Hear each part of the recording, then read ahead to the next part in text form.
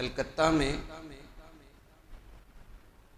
ایک lady doctor کے ساتھ بڑی بے رحمی سے ریپ کا واقعہ،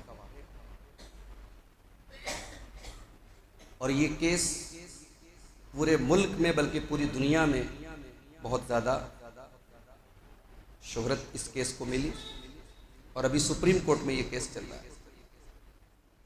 ہزاروں سال پہلے حضرت لقمان نے اپنے بیٹے کو نصیحتیں کی تھی، اللہ تعالیٰ نے وہ نصیحتیں قرآن میں بیان کر دی۔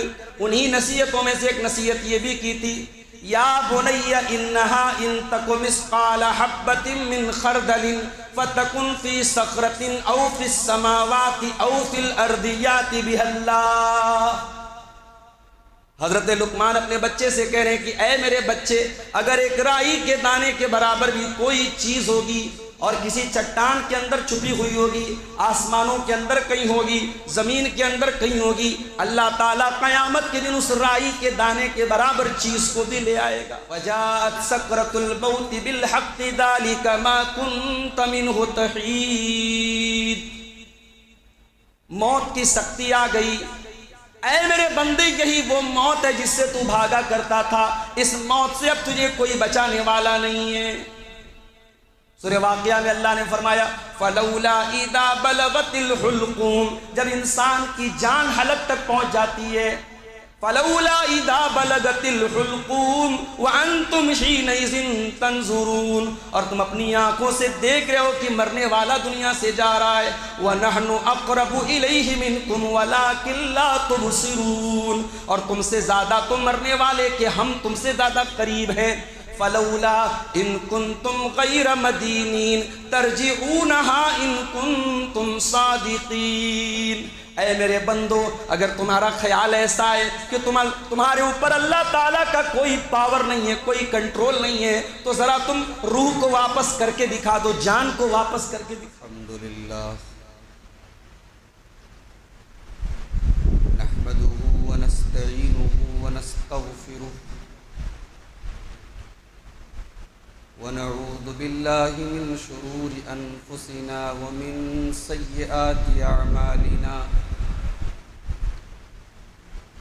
من يهده الله فلا مضل له ومن يضلل فلا هادي له،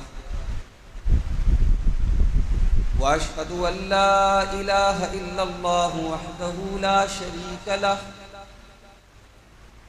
وأشهد أن محمدًا عبده ورسوله۔ يا أيها الذين آمنوا اتقوا الله حق تقاته ولا تموتن إلا وأنتم مسلمون، يا أيها الناس اتقوا ربكم الذي خلقكم من نفس واحدة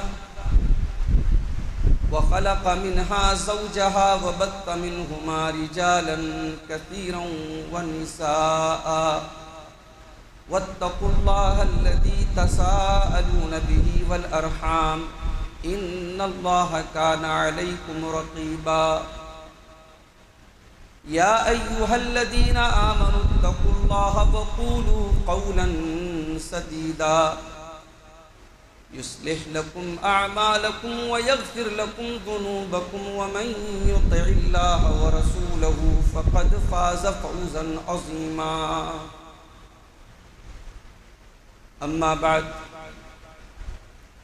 فإن خير الحديث كتاب الله، وخير الهدي هدي محمد صلى الله عليه وسلم، وشر الأمور محدثاتها، وكل محدثة بدعة، وكل بدعة ضلالة، وكل ضلالة في النار۔ اعوذ باللہ من الشیطان الرجیم، بسم اللہ الرحمن الرحیم۔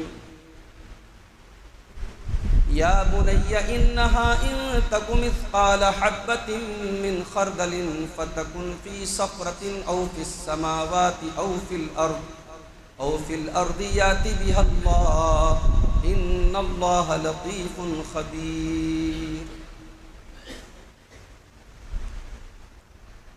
محترم حاضرین جمعہ، آج کل ہمارے ملک میں کلکتہ کا ایک واقعہ بہت زیادہ موضوع بحث بنا ہوا ہے۔ یہ پنکھا بند کرو۔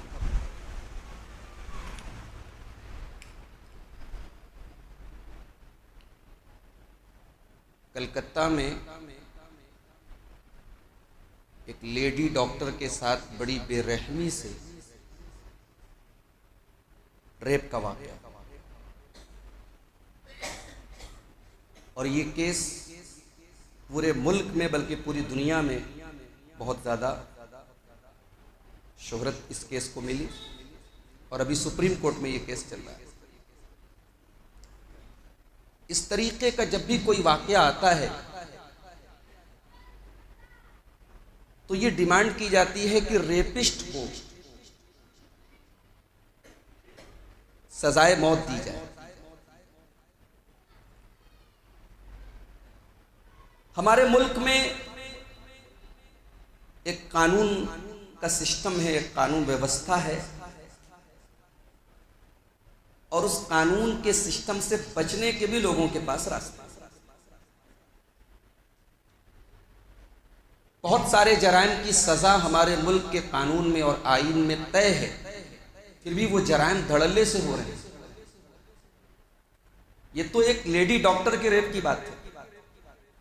آئے دن ہم خبریں سنتے ہیں کہ معصوم بچیوں کے ساتھ، 2-2 سال کی بچیوں کے ساتھ زیادتی ہے۔ حالات یہ ہیں کہ ایک بچی کا باپ، ایک بچی کی ماں اپنی معصوم بچی کو اکیلے گھر سے بھیجنے کو تیار نہیں۔ سوال یہ ہے کہ انسان اتنا کیوں گر گیا ہے اور کیوں گر رہا ہے، اور اس کا حل کیا ہے؟ اس کا حل قانون نہیں ہے، کیونکہ قانون کا توڑ بھی لوگوں کے پاس موجود ہے۔ ان تمام برائیوں کے پیچھے اصل جو سبب ہے، اصل جو وجہ ہے، وہ یہ ہے کہ انسان کو آخرت کا کوئی خوف نہیں، اللہ کے سامنے جواب دہی کا کوئی احساس نہیں۔ دنیا میں جتنے جرائم، جتنے کرائم، جتنے جرم ہو رہے ہیں، سب کی بیس یہی ہے کہ انسان کے دل میں اللہ کا ڈر نہیں۔ جب تک انسان کے دل میں اللہ کے ڈر کو ڈیولپ نہ کیا جائے، اور خاص طور سے مسلمان، ہم اور آپ اسلام کو ماننے والے، یہ سارے جرائم ہمارے ہاں بھی ہو رہا ہے۔ جھوٹ، حرام خوری، بے ایمانی، مکاری، زنا، قتل، شراب نوشی، یعنی گناہوں کی اگر آپ لسٹ نکالیں تو مسلمان کسی کوئی گناہ ایسا نہیں جس میں اس کا کالم خالی ہے۔ تو ان گناہوں کی وجہ کیا ہے؟ اللہ کا خوف نہ ہونا۔ تو سب سے بڑی وجہ یہی ہے، جب تک اللہ کا خوف نہیں آئے گا، جب تک اللہ کے سامنے جواب دہی کا احساس نہیں آئے گا، یہ جرم نہیں روک سکتے، یہ گناہ نہیں روک سکتے۔ اللہ نے قرآن کریم کے 30ویں پارے میں ناپ تول میں کمی کرنے والوں کا ذکر کیا۔ وَيْلٌ لِّلْمُطَفِّفِينَ الَّذِينَ إِذَا اكْتَالُوا عَلَى النَّاسِ يَسْتَوْفُونَ وَإِذَا كَالُوهُمْ أَوْ وَزَنُوهُمْ يُخْسِرُونَ۔ بربادی ہے، جہنم ہے، تباہی ہے ناپ تول میں کمی کرنے والوں کے لیے۔ الذین اذا اکتالوا علی الناس یستوفون، جب وہ سامان لینے جاتے ہیں تو پورا پورا تول کر کے لیتے ہیں۔ وَإِذَا كَالُوهُمْ أَوْ وَزَنُوهُمْ يُكْسِرُونَ، اور جب خود سامان کسی کو تول کر کے یا ناپ کر کے دیتے ہیں تو ڈنڈی مارتے ہیں۔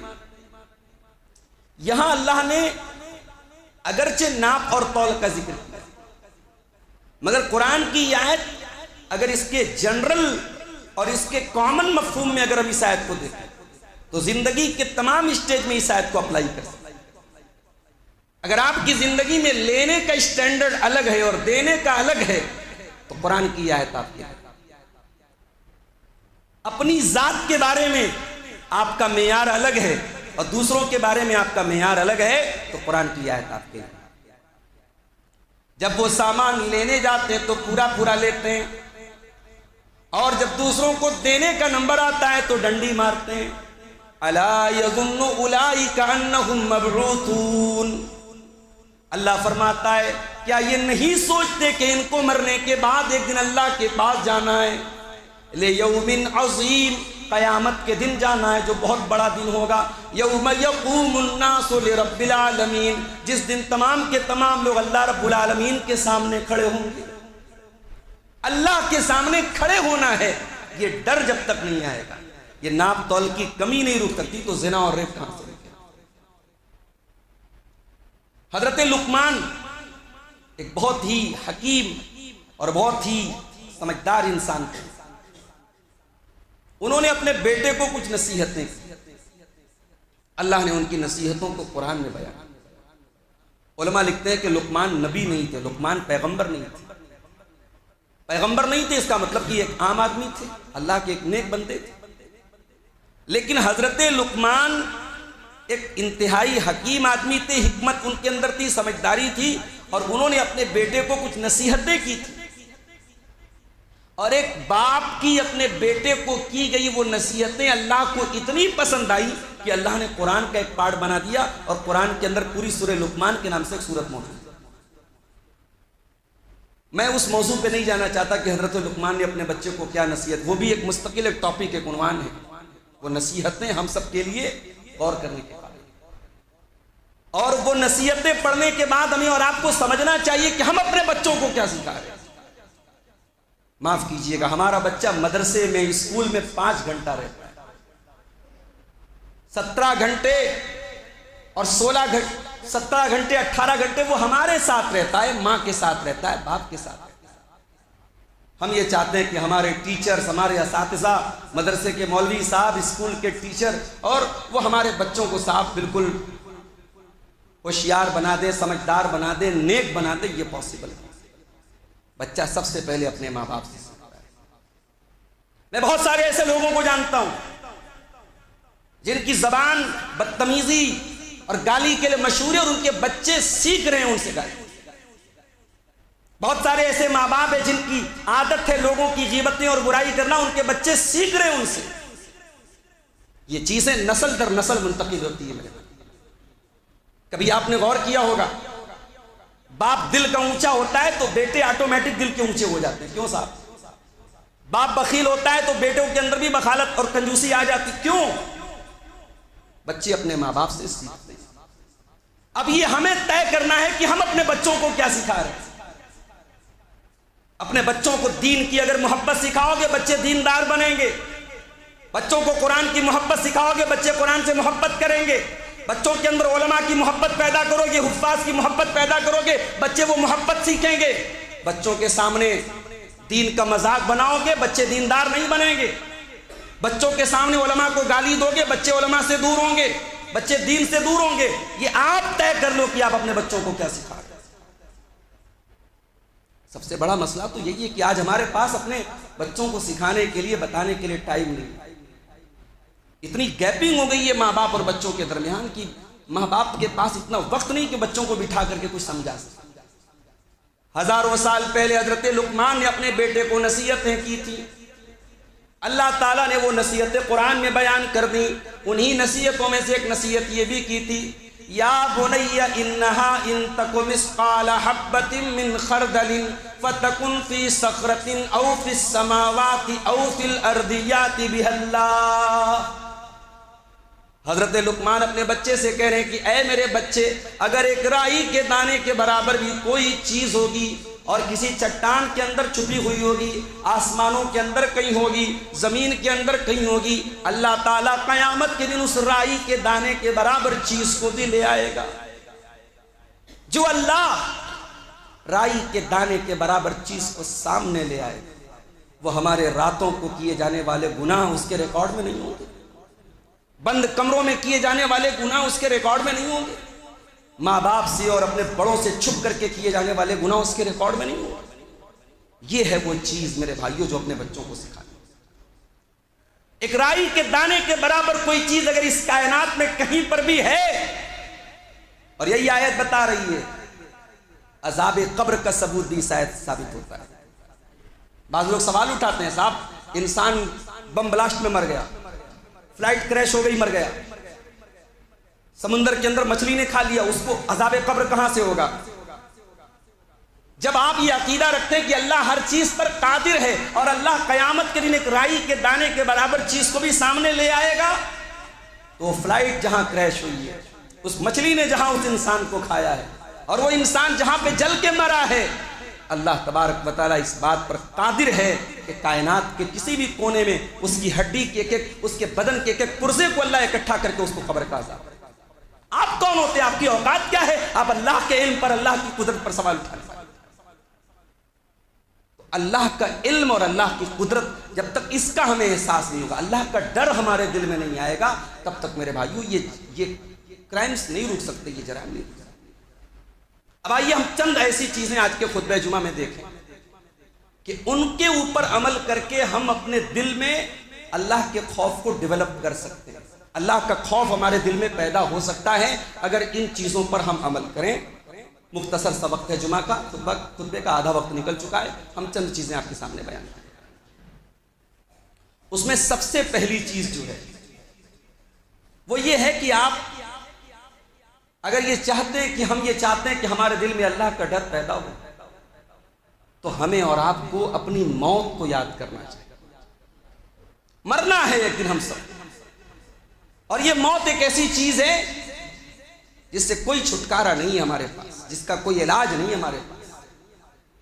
کبھی بیماری کی شکل میں یہ موت آتی ہے، کبھی کسی ایکسیڈنٹ کی شکل میں آتی ہے، کبھی کسی حادثے کی شکل میں آتی ہے، کبھی بستر پر آتی ہے، کبھی سفر میں آتی ہے۔ موت آنی ہے میرے بھائی۔ موت کا یہ کڑوا پیالہ کوئی پینا نہیں چاہتا، آخری سانس تک انسان دوا، علاج، طریقے اپناتا ہے، مگر اگر موت لکھی ہے تو موت کا کوئی علاج۔ وَجَاءَتْ سَكْرَةُ الْمَوْتِ بِالْحَقِّ ذَلِكَ مَا كُنْتَ مِنْهُ تَحِيدُ۔ موت کی سختی آ گئی، اے میرے بندے یہی وہ موت ہے جس سے تو بھاگا کرتا تھا، اس موت سے اب تجھے کوئی بچانے والا نہیں ہے۔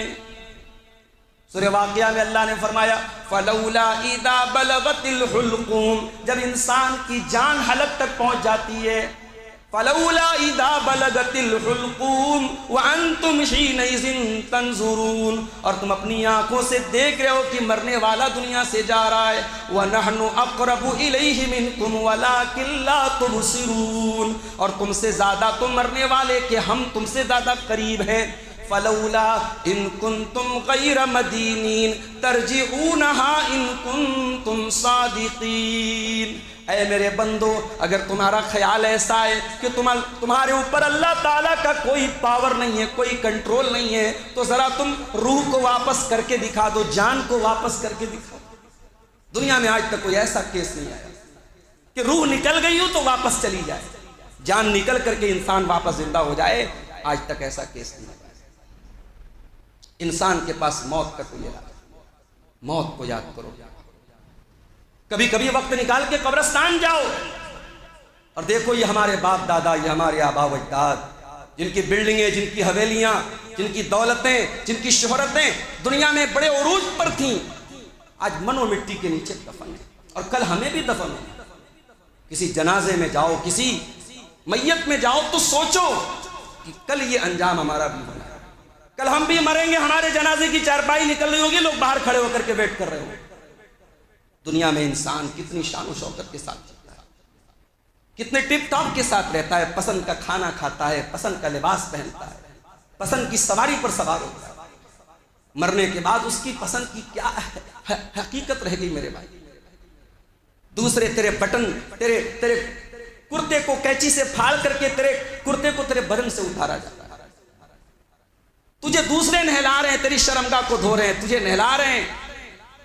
دنیا میں پسندیدہ کپڑا پہننے والا معمولی کفن کے کپڑے میں ملبوس ہو کر کے قبرستان، وہ بیوی، وہ بچے جن کے لیے اس نے حلال حرام سب ایک کر دیا، جن کے سکھ چین کے لیے اس نے ہر غلط کام کیا، آج بیوی بھی آنسو بہا کے رہے گی، بچے بھی آنسو بہا کے رہ گئے، کوئی ابا کے ساتھ قبر میں جانے کو تیار نہیں، کوئی منکر نکیر کے سوالوں کو فیس کرنے کو تیار نہیں، تجھے فیس کرنا ہے، تجھے دیکھنا ہے وہ حالات اور وہ زندگی۔ میرے بھائیو، انسان اگر اپنی موت کو یاد کرے، اپنی قبر کو یاد کرے، تو گناہوں کی ہمت نہ ہو انسان۔ اسی لیے اللہ کے پیارے نبی ایک جنازے میں تھے، ایک انصاری صحابی کا جنازہ تھا اور قبر کے پاس اللہ کے پیارے نبی بیٹھے تھے، صحابہ کرام کا مجمع بھی لگا ہوا تھا اور اللہ کے پیارے نبی زار و قطار رو رہے تھے، آپ کی آنکھوں سے آنسو بہ رہے تھے، آپ کی پوری داڑھی آپ کی آنسوؤں سے بھیگ گئی، اور آپ نے قبر کی طرف اشارہ کر کے فرمایا لمثل ھذا فاعدوا یا اخوانی، اے میرے بھائیو اس قبر کی تیاری کرو، یہاں تم سب کو آنا۔ انسان اگر اپنی قبر کی زندگی کو یاد کرے، برزخ کی زندگی کو یاد کرے، موت کو یاد کرے، انسان بہت سارے گناہوں سے بچ جائے گا میرے بھائی۔ مگر انسان یاد نہیں کرتا، انسان کو زندگی موت کو کون یاد کرتا ہے؟ میت ہوتی ہے گھر میں، خاندان میں میت ہوتی ہے، انسان 2 دن 3 دن تھوڑا غم کا ماحول ہوتا ہے، اس کے بعد ہنسی اور قہقہے لگتا ہے، کون موت کو یاد کرتا ہے؟ موت کو کوئی یاد نہیں کرتا۔ اللہ کے نبی سے پوچھا گیا سب سے سمجھدار مسلمان کون ہے؟ آپ نے فرمایا اکثرہم ذکرا للموت، جو سب سے زیادہ موت کو یاد کرتا ہے اور سب سے زیادہ موت کے بعد کی زندگی کی تیاری کرتا ہے۔ تو موت کو یاد کرو میرے بھائی، قبر کو یاد کرو، اللہ کا خوف دل میں پیدا کرنا ہے، قیامت کے دن کی سختی کو یاد کرو۔ دنیا میں کہیں بھگدڑ مچ جائے، کہیں کوئی حادثہ ہو جائے، کہیں آگ لگ جائے، لوگوں کے چہرے کا کیا عالم ہوتا ہے، لوگوں کی دہشت کا کیا عالم ہوتا ہے۔ قیامت کے دن کی دہشت کیسی ہوگی میرے بھائی؟ زلزلے کے ویڈیو آتے ہیں، سونامی کے ویڈیو آپ نے یوٹیوب پر دیکھے ہوں گے، لوگ سمندر کے کنارے عیاشی کر رہے ہیں، سونامی کی لہر آئی، لوگ جان ہاتھ پہ لے کے بھاگ رہے ہیں کہ صاحب جان بچ جائے۔ ہوٹل میں بیٹھے ہیں، زلزلہ آیا، سامان کہاں ہے، بیوی کہاں ہے، بچے کہاں ہیں، کوئی فکر نہیں، پہلے باہر نکلو، پہلے اپنی جان بچاؤ، جان کی فکر۔ معمولی سے زلزلے، یہ معمولی سے حادثے انسان کو ایک دوسرے سے لاپرواہ کر دیتے۔ یا ایھا الناس اتقوا ربکم ان زلزلۃ الساعۃ شیء عظیم، اے لوگو اپنے پروردگار سے ڈرو، بے شک قیامت کے دن کا زلزلہ بڑا خطرناک ہوگا۔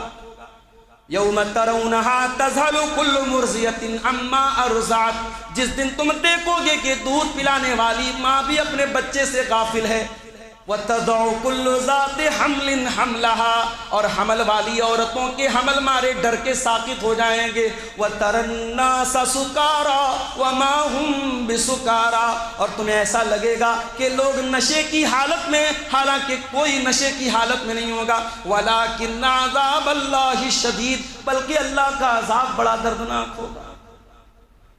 قیامت کے دن کی جو تفصیل قرآن میں حدیث میں آئی ہے، کبھی کبھی ان کتابوں کو پڑھو، آپ ان تقریروں کو سنو، پڑھ نہیں سکتے تو سن لو، جس میں قیامت کا نقشہ کھینچا جائے۔ میں کہتا ہوں قیامت کے بارے میں سنو گے، پڑھو گے تو کچھ تو دل پسیجے گا، کچھ تو دل کی سختی کم ہوگی، کچھ تو شیطان جو ہمارے اوپر حاوی ہے اس کا اثر کچھ کم ہوگا۔ اللہ کا خوف دل میں پیدا کرنا ہے تو قیامت کو یاد کرو۔ اللہ کا خوف اگر دل میں پیدا کرنا ہے، جہنم کی آگ کی شدت کو یاد کرو۔ وَلَئِن مَسَّتْهُمْ نَفْحَةٌ مِّنْ عَذَابِ رَبِّكَ لَيَقُولُنَّ يَا وَيْلَنَا إِنَّا كُنَّا ظَالِمِينَ۔ میرے بندو، جہنم کی آگ کا ایک جھونکا بھی اگر تم کو پہنچ جائے تو تمہاری زبان سے تو یہی نکلے گا، ہائے ہماری بربادی، ہم تو بہت بڑے ظالم تھے۔ دنیا میں کسی کی جلی ہوئی لاش ہو جائے، کسی ٹرین میں آگ لگ جائے، کسی گھر میں آگ لگ جائے، شارٹ سرکٹ سے جلی ہوئی لاشیں آتی ہیں، آپ نہیں دیکھ سکتے میرے بھائی، کمزور دل دماغ کا آدمی نہیں دیکھ سکتا۔ دنیا کی آگ سے 70 گنا زیادہ خطرناک ہوگی جہنم کی آگ۔ جہنم کی آگ کا ایندھن انسان اور پتھر ہوں گے۔ اس جہنم کی آگ میں جو جلے گا پھر وہ موت کی تمنا کرے گا، لیکن موت اس کو نہیں ملے گی۔ وَنَادَوْا يَا مَالِكُ لِيَقْضِ عَلَيْنَا رَبُّكَ قَالَ إِنَّكُمْ مَاكِثُونَ، جہنمی کہیں گے اے مالک، اے جہنم کے داروغہ، اپنے رب سے کہہ دے ہمارا کام ختم کر دے۔ داروغہ بولے گا جہنم کا کہ اے جہنمیوں، تمہیں یہیں پر رہنا ہے، تمہیں موت نہیں آئے گی۔ کلما نضجت جلودہم بدلناہم جلودا غیرہا، جہنمیوں کی چمڑیاں جب جلیں گی، جلنے کی تکلیف ہوگی، سوچیں گے چلو ایک بار جل گئے کام ختم ہو گیا، اللہ نئی چمڑی ان کے بدن پہ پھر سے ڈالے گا اور بار بار ان کو جلنے کی تکلیف دی جائے گی۔ میرے عزیزوں، میرے بزرگوں، جہنم کی آگ کی شدت کو انسان یاد کرے تو دل میں اللہ کا خوف ہے۔ انسان اپنے گناہوں کو یاد کرے کہ میں نے کیا کیا کیا ہے، اور ان گناہوں کو لے کر کے میں اللہ کے سامنے کیا جواب دوں گا۔ اگر گناہوں کو انسان یاد کرے تو شاید اس کے دل میں توبہ کا خیال کرے۔ انسان کے بعض گناہ ایسے ہوتے جو انسان کی نیکیوں کو برباد کر دیتے۔ اللہ کے پیارے نبی فرماتے، ابن ماجہ کی روایت ہے کہ میں اپنی امت کے ایسے لوگوں کو بھی جانتا ہوں جو تہامہ کی پہاڑیوں کے برابر نیکی لے کے آئیں گے قیامت، لیکن اللہ تعالیٰ ان کی نیکیوں کو ہوا میں اڑا دے گا، ختم کر دے گا۔ حدیث کے راوی تھے حضرت ثوبان رضی اللہ تعالیٰ۔ جب نبی نے کہا کہ ایسے بدنصیب لوگ ہوں گے کہ نیکی کا پہاڑ لے کے آئیں گے اور اللہ برباد کر دے گا نیکی کو۔ ہمارے یہاں تو صاحب دوسروں پر فتویٰ پہلے لگتا ہے، اپنے دامن پہ ہزاروں چھینٹے ہوں اور دوسروں کے دامن کا ایک ہلکا سا داغ بھی ہمیں نظر آئے۔ صحابہ ایسے تو نہیں تھے میرے بھائی، صحابہ کرام تو اپنی فکر کرنے والے اور اپنا حساب کرنے والے۔ حضرت ثوبان نے کہا کہ اللہ کے رسول، یہ آپ جن لوگوں کی بات کر رہے ہیں ذرا آپ کھل کر کے بیان کیجئے تاکہ ہم ویسے نہ ہو جائیں۔ اللہ، دنیا لائے تو ایسی ہستیاں، کیچڑ اچھالنے والے کیچڑ اچھالتے رہیں گے، اعتراض کرنے والے اعتراض کرتے رہیں گے، انگلی اٹھانے والے انگلی اٹھاتے رہیں گے، مگر واللہ قیامت تک ایسی جنریشن پیدا نہیں ہو سکتی، ایسے لوگ پیدا نہیں ہو سکتے جیسے لوگ اللہ تعالیٰ نے میرے نبی کو صحابہ کی شکل میں دیا۔ کہا یا رسول اللہ ذرا کلیئر بتا دیجئے تاکہ ہم ویسے نہ ہو جائیں۔ فرمایا یہ وہ لوگ ہوں گے جو نماز بھی پڑھیں گے، روزہ بھی رکھیں گے، رات میں نماز بھی پڑھیں گے، عبادت بھی کریں گے، وَلَكِنَّهُمْ إِذَا خَلَوْا بِمَحَارِمِ اللَّهِ انْتَهَكُوهَا، ان کی پبلک لائف بہت اچھی ہوگی، ان کی پرائیویٹ لائف بہت خراب ہوگی۔ جب وہ تنہائی میں ہوں گے، جب وہ اکیلے میں ہوں گے، دنیا کی نظروں سے اوجھل ہوں گے، بہت سارے حرام کام، ایسے لوگوں کی نیکیاں ان کے منہ پر مار دی جائیں۔ اللہ، انسان اپنے گناہوں کو یاد کرے تو شاید اس کے دل میں اللہ کا خوف پیدا ہو۔ انسان اگر یہ سوچے کہ میرا خاتمہ کہیں برا نہ ہو جائے، کہیں اللہ تبارک و تعالیٰ ساری زندگی ایمان کے راستے پہ رکھ کر کے کہیں مرنے کے پہلے ایمان کی دولت چھین نہ لے، اگر انسان اپنے خاتمے کی فکر کرے تب بھی اس کے دل میں اللہ کا خوف پیدا ہو سکتا ہے۔ امام مالک ابن دینار بہت بڑے تابعی گزرے، مرنے کا ٹائم تھا، آخری ٹائم، رو رہے تھے۔ کسی نے پوچھا کیوں رو رہے ہیں؟ کہا کہ انی اخاف ان اسلب الایمان عند موتی، مجھے ڈر ہے کہیں موت کے ٹائم میرا ایمان چھین نہ لیا۔ حضرت عمرو بن قیس بہت بڑے تابعی ہیں، ان کا آخری ٹائم تھا، رو رہے تھے۔ کسی نے کہا حضرت کیوں رو رہے ہیں؟ آپ تو بڑے نیک انسان ہیں، بڑی نیکیاں کی ہے آپ نے، بڑا دین کا کام کیا ہے۔ کہا کہ اللہ قرآن میں کہتا ہے انما یتقبل اللہ من المتقین، اللہ تو متقیوں کی نیکیوں کو قبول کرتا ہے، پتہ نہیں متقیوں میں ہمارا شمار ہے۔ یہاں تو ہم لوگ ایک ایک تولہ نیکیوں کو ایک ایک کلو اور ایک ایک کنٹل سمجھ کے ہم تو صاحب فخر کر رہے ہیں، ذرا ذرا سی نیکیوں پر ہم تو صاحب اپنے آپ کو جنتی سمجھ رہے ہیں۔ اور یہ ہمارے اسلاف ہیں، یہ تابعین ہیں، یہ سنت کے بہترین لوگ ہیں، ان کو اپنے خاتمے کا ڈر ہے، ان کو اپنے موت کے پہلے ایمان کے چھن جانے کا ڈر ہے۔ میرے عزیزوں، میرے بزرگوں، آخری بات بیان کر کے بات ختم کر رہا ہوں۔ اللہ کا خوف دل میں پیدا کرنے کے لیے ایک چیز اور ہے، ہمارے اندر کی ایک آواز ہوتی ہے جس کو نفس کہتے ہیں، جس کو شریعت میں نفس کہا جاتا ہے۔ یہ آواز اچھی بھی ہوتی ہے، بری بھی ہوتی ہے۔ انسان جب گناہ کرنے کا ارادہ کرتا ہے تو کبھی کبھی اس کے اندر سے آواز آتی کر لے، اس کو قرآن میں کہا گیا نفس امارہ، برائی پر ابھارنے والا نفس۔ اور کبھی کبھی انسان جب گناہ کرتا ہے اندر سے ایک آواز آتی ہے تمہیں بہت غلط کام کر، انسان کے اندر سے ایک آواز آتی ہے جو اس کو ملامت کرتی ہے، برا بھلا کہتی ہے، اس کو قرآن میں کہا گیا نفس لوامہ۔ تو ہر انسان کے ساتھ اس کا نفس لگا ہوا ہے اور اس نفس کا ہمیں محاسبہ کرنا۔ سلف کہا کرتے تھے کہ النفس کالشریک الخوان، انسان کا جو نفس ہے نا وہ بے ایمان پارٹنر کی طرح ہے، پارٹنرشپ پہ کاروبار کرتے ہو نا، تو اگر معلوم ہو جائے کہ میرا پارٹنر بے ایمان ہے تو انسان ایک ایک کوڑی کا حساب لیتا ہے کہ وہ بے ایمان ہے، میرا مال لوٹ لے گا۔ تو سلف کہتے ہیں کہ انسان کا نفس یہ بے ایمان پارٹنر کی طرح ہے، اگر حساب نہیں کرو گے، محاسبہ نہیں کرو گے تو جیسے بے ایمان پارٹنر تمہارا مال لے کے چلا جاتا ہے، یہ نفس تمہیں برباد کر ڈالتا ہے۔ اپنے نفس کا محاسبہ کرے میرے، ہر گزرتا ہوا دن سوچے کہ آج کے دن میں نے کون سے گناہ کیے، کون سی نیکیاں کی، اور آج کا دن میرے کل کے دن سے بہتر تھا کہ نہیں تھا۔ اور اگر گزرتے دنوں کے ساتھ آپ کی زندگی میں نیکیوں کا گراف گر رہا ہے اور گناہوں کا گراف بڑھ رہا ہے تو چنتا کیجئے، فکر کیجئے، آپ تباہی کی طرف جا رہے ہیں۔ اور اگر گناہوں کے باوجود اللہ آپ کو دے رہا ہے، عزت دے رہا ہے، شہرت دے رہا ہے، دولت دے رہا ہے، بال بچے چین سے سکون سے، تب تو یہ اور خطرے کی بات ہے، یہ اور بڑے خطرے کی گھنٹی ہے۔ اللہ کے نبی فرماتے ہیں جب تم دیکھو کہ بندے کو اللہ تعالیٰ دے رہا ہے اور بندہ اپنے گناہ پہ ڈٹا ہوا ہے تو بندے کو ڈرنا چاہیے، اللہ اپنی رسی کو ڈھیلے ہوئے ہے، اللہ اپنی رسی کو ڈھیلے، اور جس دن اللہ اپنی رسی کو ٹائٹ کرے گا، ان بطش ربک لشدید، اللہ کی پکڑ بڑی سخت ہے۔ دعا کیجیے اللہ تعالیٰ ہم سب کو اپنے دلوں میں اپنا خوف پیدا کرنے کی توفیق عطا فرمائے۔